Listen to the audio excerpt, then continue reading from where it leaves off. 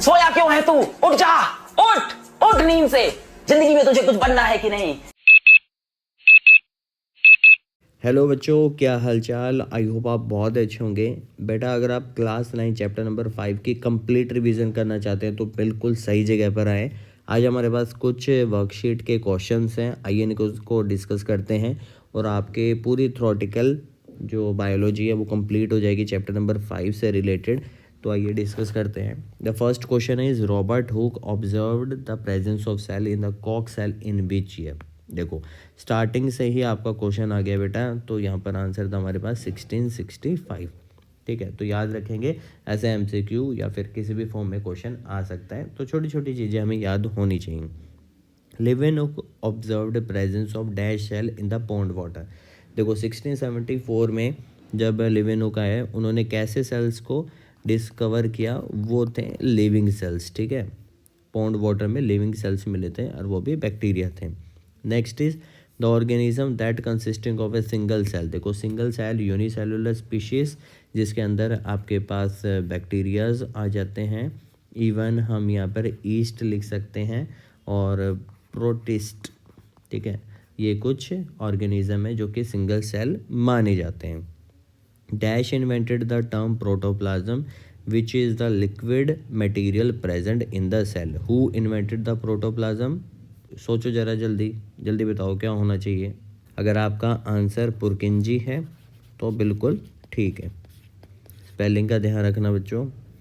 वैसे एमसीक्यू में आते तो कोई दिक्कत नहीं है। ठीक है, तो प्रोटोप्लाज्म क्या है? जो कि जेली लाइक मटेरियल है। अगर ये आउटसाइड द न्यूक्लियस है तो इसको साइटोप्लाज्म बोलते हैं, और अगर इनसाइड द न्यूक्लियस है तो इसको न्यूक्लियोप्लाज्म बोलते हैं।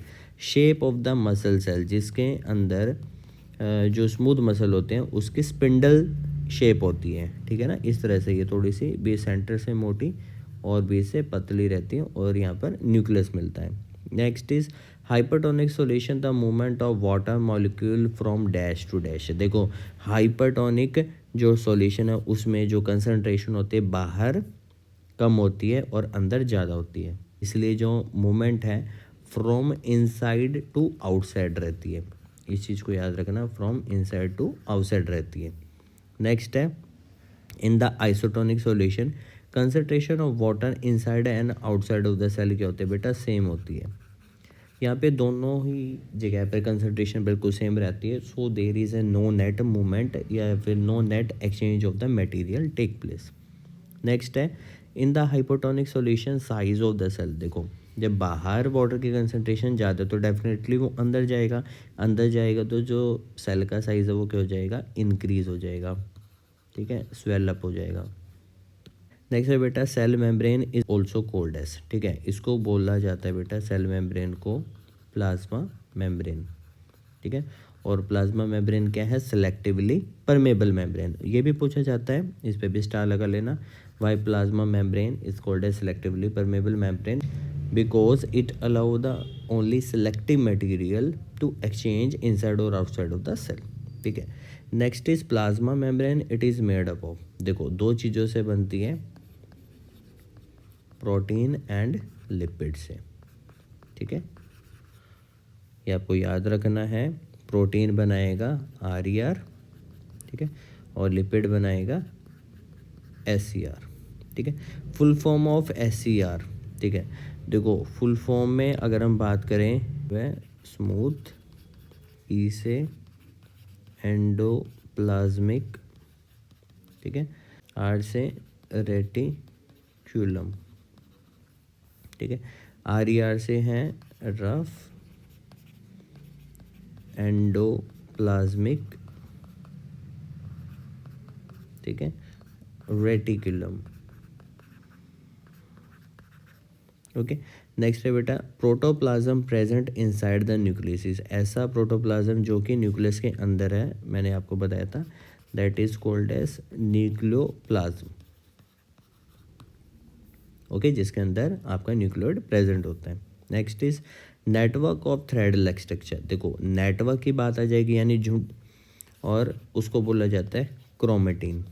ठीक है, अगर हम एक सिंगल थ्रेड की बात करें, ठीक है, सिंगल थ्रेड लाइक स्ट्रक्चर, वो आपके पास होगा क्रोमोसोम्स।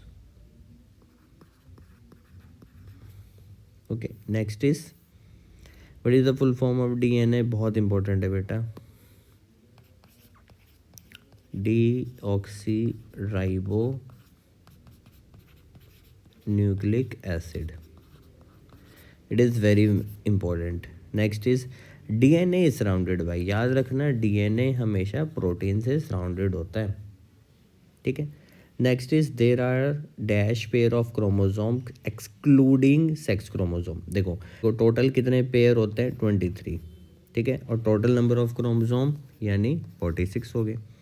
अब इसके अंदर से 22 पेयर्स को हम ऑटोसोम्स कहते हैं, यानी टोटल 44 को हम ऑटोसोम्स बोलेंगे, और एक पेयर जिसको हम सेक्स क्रोमोजोम बोलते हैं, जिसके अंदर 2 क्रोमो हो गए, XX गर्ल्स में और XY बॉयज़ में, ठीक है। तो एक्सक्लूडिंग यानी सेक्स क्रोमोजोम को हटा दे तो कितने बन गए? 44। और पेयर पूछा है तो आ जाएगा 22। इस तरह से याद रखेंगे, ये भी बहुत ज़्यादा इम्पोर्टेंट है। Next is mitochondria, it is also called as, क्या बोला जाता है? It is called as the power house of cell, ठीक है। And it have its own, क्या क्या है इसके पास बेटा? It have its own DNA and protein.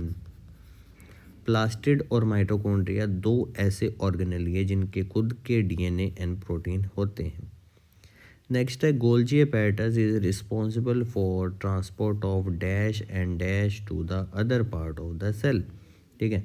क्या करेगा? वैसे तो ये प्रोटीन और जो लिपिड्स हैं एक तरीके से उनको ही ट्रांसपोर्ट करता है, ठीक है। Next is dash is the double layer membrane inside it, ठीक है। जो आपको माइटोकॉन्ड्रिया है वही क्या होता है? डबल लेयर मेम्ब्रेन का होता है। Lysosomes are also called as, देखो लाइसोसोम्स को सुसाइडल बैग्स ऑफ सेल भी बोला जाता है। क्यों? क्योंकि इसके अंदर क्या मिलने वाले आपको? एंजाइम मिलने वाले हैं, ठीक है। सपोज़ आपका जो सेल है उसमें कुछ दिक्कत आ गई है या फिर वो काम करना बंद कर गया है, तो वो डैमेज हो गया। डैमेज होता है तो ऐसे झुंड बन जाता, बहुत ज़्यादा सेल्स लाखों की तादाद में डेली डेड हो जाते हैं। तो सेल का वेस्ट बहुत ज़्यादा हो जाता है बॉडी में, डेड सेल्स इकट्ठे हो जाते हैं। तो ये एंजाइम्स उनको क्या करते हैं? ईट अप कर लेते हैं, सारा का सारा डाइजेस्ट कर जाते हैं, जिससे जो आपकी बॉडी है वो क्लीन रहती है, ठीक है। ये चीज़ आपको ध्यान रखनी है। सो आई होप आपको क्लियर हो गई होंगी चीज़ें, और हमने ट्राई की है कि मैक्सिमम जितने भी शॉर्ट क्वेश्चन बन सकते थे वो हमने डिस्कस करने की, और ऐसे ही बड़े क्वेश्चंस भी हैं जिनके अंदर डायरेक्टली ये सब चीज़ें इंक्लूड होती हैं। तो बड़े क्वेश्चंस भी आपके ज़्यादातर क्लियर हो गए होंगे, ठीक है। तो अगर इससे रिलेटेड कोई भी डाउट है तो आप कमेंट बॉक्स में ज़रूर पूछें। अगर और कुछ चाहते हो कि हाँ दिस पर्टिकुलर टॉपिक पे कोई वीडियो बननी चाहिए, वो भी आप कमेंट बॉक्स में ज़रूर बताएं। Thank you so much.